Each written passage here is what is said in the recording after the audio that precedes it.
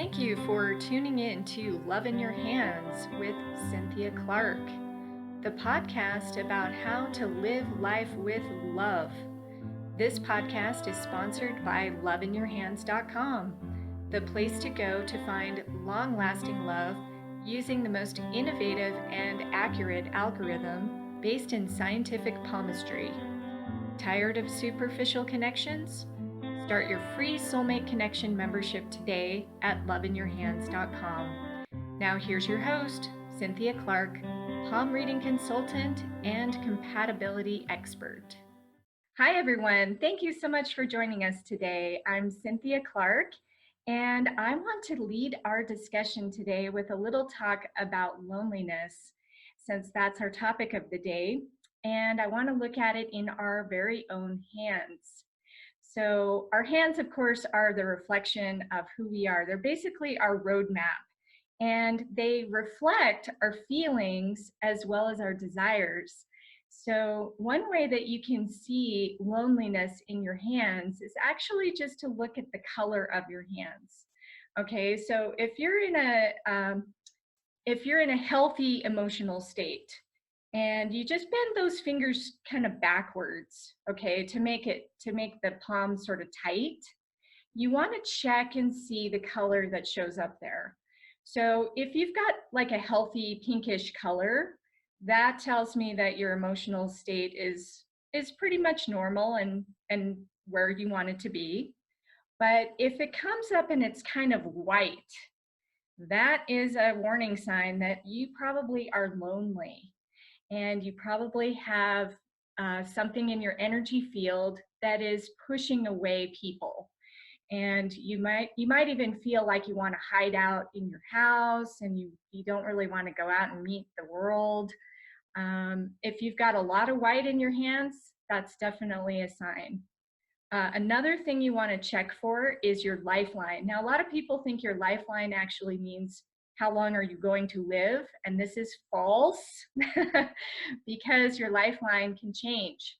Okay, so, but it does tell you about how introverted or extroverted you are, as well as your vitality and stability. So if your lifeline, which is the big line that comes down your palm and it wraps around your thumb ball, if it kind of hugs the inside of your hand, so in other words, if it doesn't sweep wide out into your palm, that is also an indication that you really are not wanting to interact with a lot of people. That's more of an introversion kind of marker. So chances are you might feel lonely, or you might just feel like you don't want to interact with others. So that's something you can actually change through healing, which is going to be our topic today. So I'm really excited to bring on our very special guest. Her name is Anah Reichenbach, and she is the artist formerly known as Hoopalicious, which is really fun, but she's now a self-love advocate. So thank you so much, Anah, for coming on the show. This is so exciting. Thank you for having me. I'm really excited for this conversation. So yeah, so the topic of loneliness. How did you get into this? And can I ask you a question before we move on from your palm? Yes. Okay, so you're saying that if the life palm doesn't like sweep out into your palm, like are you talking about like it would sweep out this way, or is yes, that it would sweep out towards the opposite side of your palm. So if it's right in the middle, kind of like mine, then that's more introverted? That's average. Average. Okay. So yeah. Like introvert would be like over here somewhere? Yes, it would be really a tight line that would almost look like it's wanting to hug the thumb. Yes. Oh, okay, got it. Okay. So yeah, we call that the narrow lifeline. Okay, cool. Yeah, so there's the narrow lifeline, there's the wide lifeline, which is more of the extrovert. And then most of us actually come kind of towards the middle. Yeah. And I would consider that average. Okay, cool. And like, I have to know, I'm not sure exactly what that means. So thank you. No, yeah, everybody's probably wondering the same thing. So yes, I'm glad you asked. You're welcome. So yeah, so how did you get into just this whole topic of loneliness, and what's your backstory? Well, my backstory is that I was a hoop dance teacher and performer and pioneer for 2 decades. And I traveled all over the world with a hula hoop. I used to consider it my skeleton key to the world because it got me into all sorts of adventures, and it really helped a lot of people. It helped me too. It brought a lot of joy back into my life. But that whole time, off and on, not the entire time, there's always moments of breakthrough and joy and growth, but a good half of the time I was in pretty deep existential crisis. And so even though like the art of the hoop brought me out and it gave me kind of a reason to live, it didn't it couldn't fully heal me. It couldn't fully go all the way to the core, right? Right. And there was many periods through there that I did a lot of hiding. And so even though I was surrounded with people and I built this incredible community, I still very often would feel like I was alone. Hmm. And struggling to figure out how to connect with people, like truly connect with people, and how to connect with myself. So there was just a lot of like underlying pain that was very easily masked with the brightness and the color and the sparkliness and the extrovertedness of the hula hoop and what would turn out to be the hoop dance culture. We would gather together like 400 hoopers at a retreat for 3 days and like talk about community, right? So to have that sensation of kind of aloneness, even though you're in that kind of environment, is striking. Hmm. And after 2 decades of this, and I still love the hoop, I got to a point where, and I think maybe this is part of like getting to be 40, you all of a sudden realize you don't have that much time. I mean, you still have time, but it's not like, oh, I'll heal later. It's like no, like the quality of my life is what it is. And unless I do something different or change something, then I'm going to continue to suffer. And what do I want the rest of my life to look like? What do I want the rest of my life to feel like? And I was no longer willing to carry this kind of hidden suffering in my being while pretending to be this bright sparkly thing, which I am to some degree authentically, but there was still a lot of masking going on. Hmm. So once I stepped away from the hoop because I wanted to really get to the core of what was going on with me and really get my life together, address all of these gaps and all these places that really needed growth, is when I got introduced to, from several different sources, what it actually means to love yourself and what it actually means to connect to yourself. And that these things are not just ephemeral, pretty ideas, that they're actually actions. They are, self-love is a verb 100%. It's not just something you think about or you think is nice. It's something that it's a practice that you actively do with yourself. And it takes time for it to make an effect. But it wasn't until I started to really have a vigorous practice of self-love that I really started to heal on a deep level. So yeah, now that's what I really want to spread. And there's as much passion around spreading this as there was in the early days of spreading hoop dance, which is really funny to me. Yeah. Well, I kind of look at life as chapters, like we have different chapters in our lives, and yeah, they sometimes seem like they don't relate, but they oftentimes do. I mean, I had my chapter of owning a restaurant, Yeah. and I did that for 7 years, and it's very different than what I do now, but it was a way for me to get to talk to people and get to know people.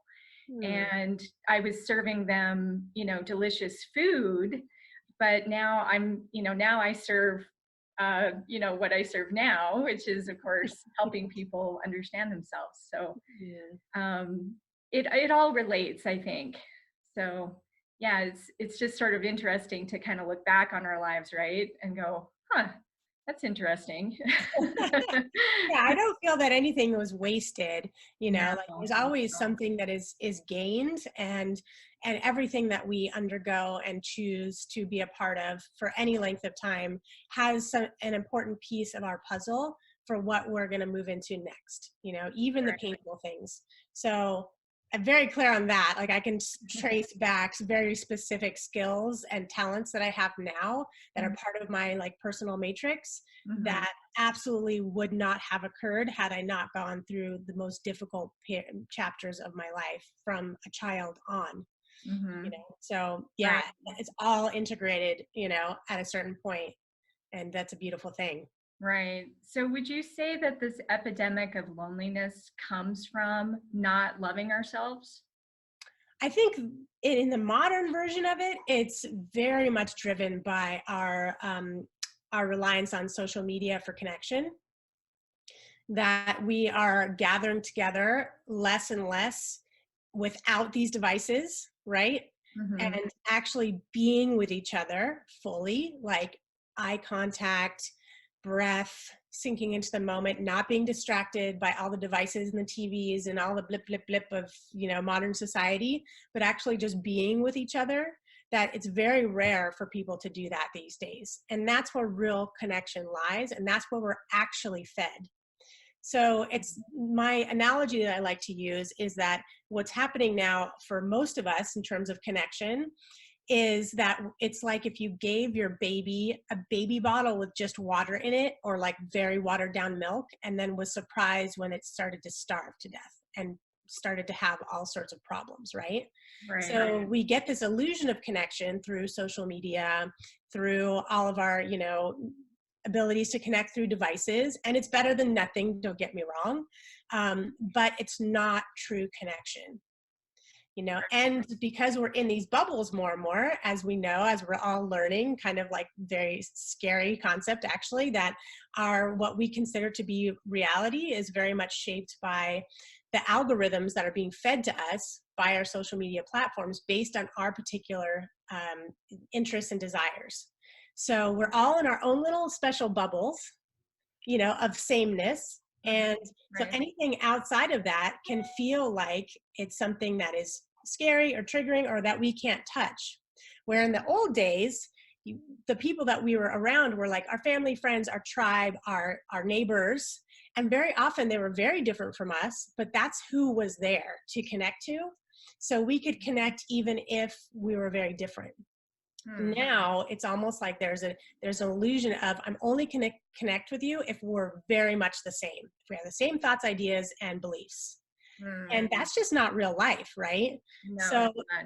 yeah, so if the only place that you are willing to show yourself and share yourself is in your little illusory bubble of reality on social media where it's safe, then everywhere else in your life you're going to be hiding, you're going to be holding back, and you're going to be missing all of these opportunities for real connection. And what I like to say is that connection is not sameness, it's nowness. And Mm-hmm. this brings in a practice of authentic relating, which is the other piece of the puzzle that is part of my healing 100%. And that is that the practice of feeling into yourself and being willing to take the risk to speak what is real for you, regardless of what anybody else thinks or believes. Right? And you can do it in a responsible way, in a caring way, in a generous way. And if you do that and the other person's doing that, even if that expression is 100% opposite, you will feel connection Mm. because you are both presenting who you actually are in the now together in relationship. And that's how connection happens. It doesn't have to be that there's sameness, right? Right. Yeah, we don't have to agree. Yeah. Yeah. Yeah, I was just at a pretty large event last night here in Sedona, Yeah. and I almost always meet somebody who just is afraid of palm reading, which is kind of interesting. I'm totally used to it. You know, they like Yeah. hide their hands and go, "Oh no, no, I don't want to know anything." And Oh, and it's like my reaction to that is always like, you know, in the past I used to go, oh, you know, I can't reach this person, or maybe I should go talk to someone else. You know, yeah. like my old reaction was just to get away from them. But now my new reaction is, well, do you really know what your hand is telling you? Yeah. and and that's where I start the conversation. And a Hmm. lot of times it's based upon a fear that's either inaccurate or just skewed. Hmm. And so it's kind of interesting, just yeah, and they may not agree and they may never do a reading with me or whatever, but at least they can get a new perspective. Yeah. Yeah, So, and by you like fully being who you are and not shying away because of their fear, it offers them, a place to move into and a place for their fear to relax, because you're not resisting their fear, you're not trying to change their fear, you're just kind of being who you are, and you're not moving, you're not running away, you're not, right. pushing towards. If you're Yes. just being in that space of your authentic self, which is palm reading is very much part of that, Hmm. then it gives their system, their nervous system, a chance to relax and open up and feel into the moment as well. Right. Yeah. Yeah. And of course, just giving a quick glance at her hand, of course, she was very different than me in Yeah. terms of like hand shape and things in her hands. And it's all good. It definitely, yeah, I think that's a great point that you're making, to just, we don't all have to agree. Yeah. And that's Yeah. a hard one. I mean, that's been one of the hardest pieces for me to get really well, the first thing that you get before you actually get the next level or the next layer of your evolution, right, is all the ways that you have been before or even present that have been blocking you from growing in that area, right? So Hmm. my first level of realization was like, wow, like as soon as there is a difference in the room, I almost automatically want to either change myself or attempt to change the other person to elicit sameness so that I think that that's where connection is. Right. Right. So, that's where we do those things socially of like agreeing when we don't agree Right. or, hearing an opinion and then like jumping in to like make our own opinion that is somehow aligned to that, to either we think it's going to make them more comfortable or make us more comfortable or us more liked or accepted. Right. Which Right. on the shallow level, it does. So there's a reason why we do that. But if you only live at that shallow level, you're not going to feel connection. That's when we have that experience of going to a party and leaving feeling more lonely than we arrived. Right. Right? Because we maybe did small talk the whole time, or we did the, inner origami of changing ourselves constantly to fit whoever we were talking to, or trying to change other people. That's a more aggressive version, trying to change other people's minds to fit Right. us, Yes, and which is then you the get common, yeah, all very that common discord. response. Yeah, those people Yeah. who just push their agenda. Yeah. Yeah, and it's really beautiful actually to connect to where it comes from. It comes from, a lot of times it comes from them wanting to feel connected. Mm-hmm. And they Makes think sense. that's the way to do it, it's like, Right. okay, if we are the same, then we'll feel connected and everything will be great, right? So once Exactly. I realized that I was doing that, both sides of that in various situations, like, oh, okay, like no wonder, like I'm actually creating discord. Either I'm creating discord in myself or I'm creating discord in the other person by pushing on them, right?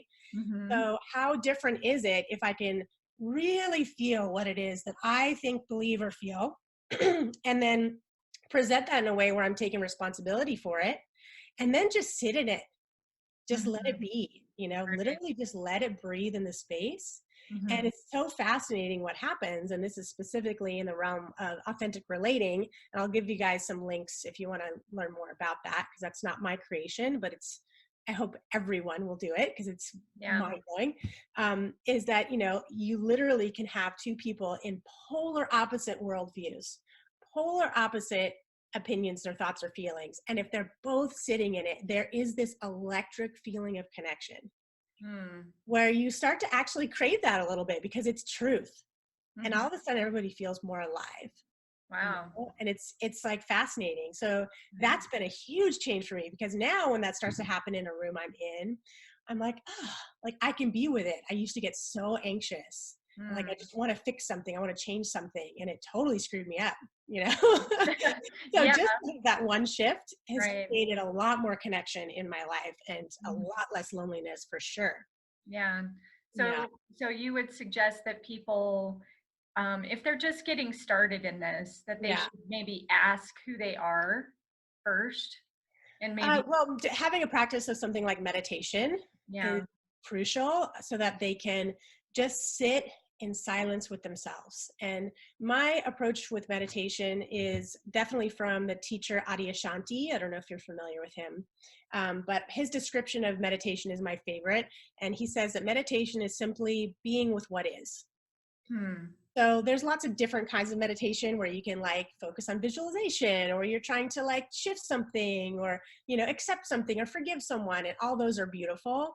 I think Mhm. for this, the most powerful one is the simplest form of just being with what is, because then you can really get in touch with what's already happening within you Mhm. without trying to change it or mold it or shape it or push it away, because Mhm. there's no way to really connect to yourself until you connect with what you are right now. You know, there's Right. no like, I'm going to fix everything so Mhm. that I like what I connect with, and then I'll connect with myself later. Like, it doesn't work like that. Like, you have to connect with Yes. what is now, the good, bad, and the ugly. Mhm. And this is where the self-love practice comes in, where it's extraordinarily supportive in this practice, is that then if you have a self-love practice, which is, to me, it's become like a habitual way of responding internally to whatever's happening. Okay. That's So if interesting. something gets unearthed that is scary or painful, or something that you don't like about yourself or about your past that you'd rather not see or shove away, if you have this piece of yourself that knows how to love whatever's happening, then it can come into support. So what that can look like is, you know, say you touched into a wound of deep shame, and it's something that maybe you did or you think you did in the past that you're really ashamed of, you have a lot of guilt around, you'd rather not see that, right? Right. So if you've developed a self-love practice, which we can totally get into what that looks like next, then this higher part of yourself that knows how to love everything steps in and looks at that part of yourself as mostly the child that it is. So your identity loosens up from the shame and the guilt. And so you can see that you are not that. It was the school you went to. It's not who you are, right? Right. Right. And Yeah, it of course. comes more and more, your identity comes more and more rooted into the highest version of yourself that can love everything you've been through. And it becomes this way of relating. So it looks more like, okay, I'm feeling all this shame, this guilt. And instead of consuming you, you're like, oh, dear aspect of myself. Wow, like you really been through a lot, you know, Mhm. and I'm so here for you. Right. I Yeah, love you so much, that you feels know. so good just Yeah. saying that. It's like, wow, that just makes my body relax just listening to that. Yeah. Yeah, exactly. And that's how it sounds in my head now. Not all the time, but more of the time, Right. you know. So, do you recommend people write that down where they can see it, Yeah, see they it can. every day? Like Yeah. I've recommended that for people, just to Yeah, I remind have it them. actually on my screensaver on my phone. I have "You are enough and I love you."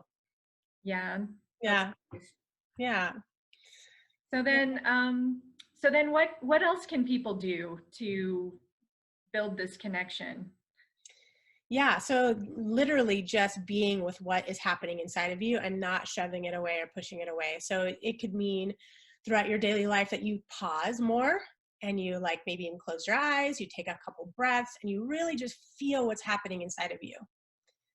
And Hmm. in the beginning, this can be really hard because Yes, I what, agree. yeah, like what my analogy for our internal system is, it's like a schoolyard full of little kids that Hmm. have not gotten the attention that they needed for probably years and years. And as soon as there's a person that comes in, which is your awareness, right? Is like the teacher Right. that comes in that can give them that attention. They're like clamoring, like me, right? Uh-huh. So at first, it's like a lot can come up because Mhm. it just needs your awareness. It just needs your observation. It just needs your love ultimately. But it starts with just seeing them like, oh, I see you. Mhm. Oh, wow. Anger, fear, sadness, regret, shame, all the things that I'd rather not feel. They're like little kids Yes, that they just are. want to be seen and ultimately nurtured and hugged, you know? Right. Yeah. Yeah. And I do believe that we have opportunities to heal every day. Yeah. So, yeah, I mean, the big key too is just not to be so hard on ourselves and put so much demand on ourselves. Yeah. I think a lot of Well, people even struggle that is with an that. aspect that the self-love practice Yeah, can relate with and help soften. right. Because that aspect of you that is hard on yourself, or that aspect of you that feels like it needs to do more, those are all aspects that are hurting, that Hmm. think you need to do something better or different in order to be loved, in order to be accepted, in order, for you to accept yourself, right? So even Right. when those things come up, it's like, here comes that higher self, like, oh, wow, I see you really running really fast and hard and trying to prove yourself. You are so enough, you know? Yeah. Right. And so it's like the practice of getting used to telling ourselves what we need to hear in order to relax, and like I look at healing as a natural process. Like we don't actually do healing. Hmm. Healing is natural, but it's like growing a plant. Like we don't actually grow the plant. We don't like get into the seed and like pull it into a plant. Like we No. give it the atmosphere it needs to grow. And we're the Right. same. So if we can Mhm. create an atmosphere, a loving, friendly atmosphere, that is what's conducive to healing Mhm. naturally. So Right. we don't actually have to do the healing. That's like a mysterious, magical, universal process. We just Right. have to create the atmosphere that's conducive for healing, and then it Yeah. just happens. Right. Our body naturally can heal. You're right about Yeah. that. Yeah, Yeah. you get a cut and you're not like, okay, Okay, now I really got to focus on this cut and it's going to yeah. be better. No, if you're eating well and you're getting sunlight and you keep it clean, it's gonna heal. Yeah, yeah, it just takes Yeah, time. yeah, Well, exactly. yeah, okay. Well, this has been a really interesting conversation. Thank you so Yeah. much. Okay. So how can people work with you and do you have any other resources to recommend? Absolutely. Yeah. So my website is deepandlight.com. And I have a retreat coming up in like 2 weeks. So I don't know if they'll quite jump, but who knows? Maybe we have some adventurous souls that want to go to Peru. At the last minute, there's still space. So that website is Peru, or sorry, I almost gave you the other URL. It's retreat.com. So it's mmmretreat.com. Okay. And so that's that one. And the website deepandlight.com is my blog, and they can email me through there and get on my emailing list. And I've got some other resources on there. And if they want to know more about authentic relating, they can go to artinternational.com, and they have trainings all over the world. It's an incredible offering. Okay, great. Well, that sounds awesome. So thank you so much for this really enlightening conversation. Thank you. And It was yeah. fun. And yeah, have a wonderful time in Peru for sure. I will. There'll be lots of photos up on my Instagram. Okay, terrific. And remember, everyone, to live life with love and have a wonderful day. Thank you for listening to Love in Your Hands. Please rate, review, and subscribe to show your support. This podcast is sponsored by loveinyourhands.com, the place to find the secret ingredients to your soulmate. Start your free Soulmate Connection membership today using the most innovative and accurate algorithm to match you to potential long-lasting love, all at loveinyourhands.com.